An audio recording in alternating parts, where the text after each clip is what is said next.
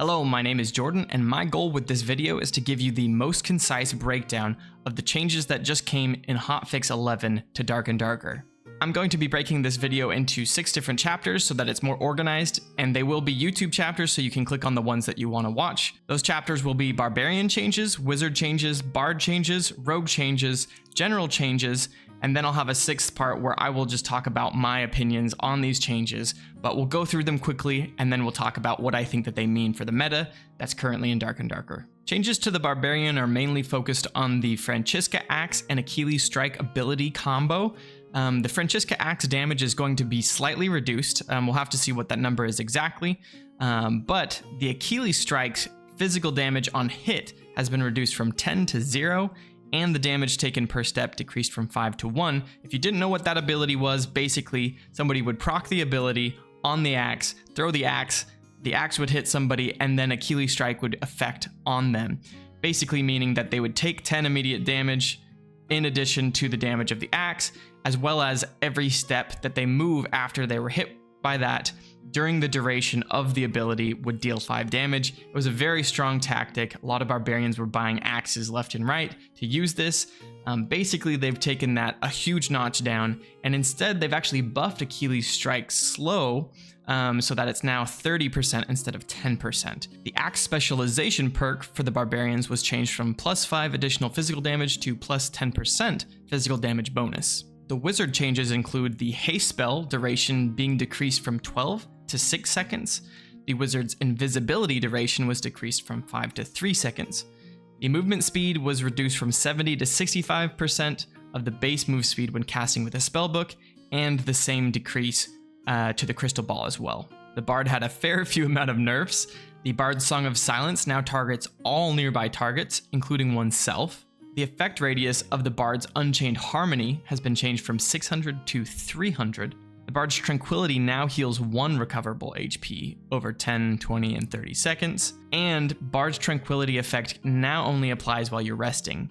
In addition, the Bard's Chorale of Clarity effect now only applies when it's resting as well. Accelerando, another of the Bard's songs that they can play, had the duration of the buff decreased from 12 to 8 seconds, and the movement speed boost was decreased from 5 to 3, 7 to 5, and 9 to 7, depending on how well you played the song.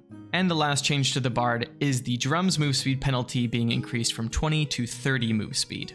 The rogues got 1 change, and it's actually a buff. The rogue's double jump slow on landing duration has been reduced from 3 seconds down to 2 seconds. General changes that we saw was a hard cap given to movement speed across all classes of 350 movement speed. The quarterstaff's damage was normalized across all parts of the staff. No matter where you hit somebody with it, it will all do the same damage. Some other minor changes were animations of the Horseman's Axe, Hatchet, and Viking Sword have been slightly changed. We'll have to see what these changes look like, but my guess is that they might be either easier or harder to block based on the animation difference, so we'll have to see how that looks. As well, there apparently was a pop-up bug in the trade window, and that has been fixed. Alright, so my thoughts on these changes are basically that they are all super needed.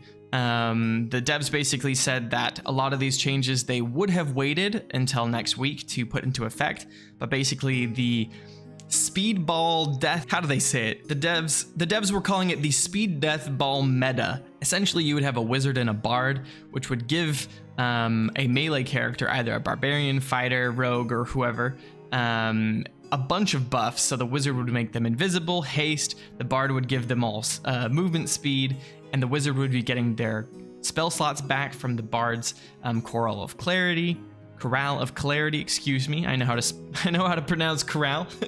Especially in a game where you have 3 different classes that all have different abilities and you're dealing with different levels of gear, it's very understandable that some things just got too strong. And as we can see here, they're figuring out and they're fine-tuning which of these things are too strong, especially in certain situations where you have very high level and high geared players getting all together, and then you have this, unstoppable 3-man of just, healing and damage and speed and invisibility. And basically a lot of these changes were just to rein that in. Obviously the Francisca Axe Achilles Strike ability super useful, and now it's going to be focused more on, you know, slowing down somebody so that you can attack them, as opposed to rooting them in place for fear of taking a ton of damage from the Achilles strike and then just coming up and killing them. The axe specialization changing from 5 additional flat damage to 10%. That's as well another kind of like late game, a ton of gear, reining in some of that upper level gameplay. The spell time on the wizards, that's going to be amazing. Honestly, 6 seconds of haste is still a lot. But the invisibility going down to 3 seconds sounds very good. It seemed weird that the wizard being able to make anybody invisible seemed almost stronger sometimes than the rogue's invisibility. Also, reducing the movement speed with the spellbook and crystal ball, that kind of just makes sense. Sometimes casters like the wizard and the warlock were just moving too fast while being able to cast spells as well. All of the bard changes I think are almost self-explanatory. You know, just being able to heal your teammates' temporary health and give your wizards back their spells, just very strong. Being able to just kind of walk around and not have to stop, never have to use your meditate as a wizard, never having to rest to regain health. The bard just kind of did it all, and now that's going to be a lot more difficult because now you have to rest to get your health and those spell slots back, which you would have had to do anyways.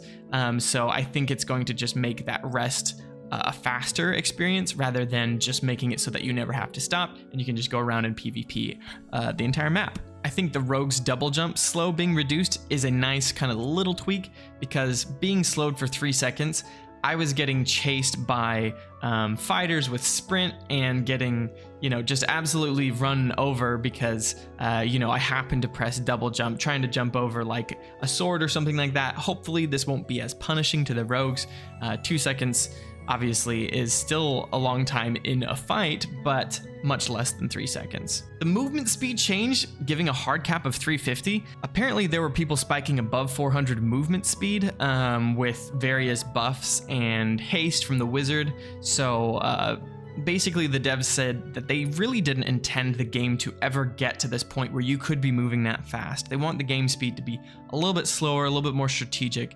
I don't want to put words in their mouth, but basically they're working on, you know, kind of shaping the game into what their vision of it is, and I'm here for it. I'm very much excited to see what you know, they have in store. They mentioned as well that they're still working on this rework to the Bard class, so we might even see a bunch of changes in the future as well with the Bard class, as well as they have plans to flesh out the Warlock class, since currently you have spell slots for the Warlock that there aren't even spells to choose from, so hopefully we should be receiving some new spells.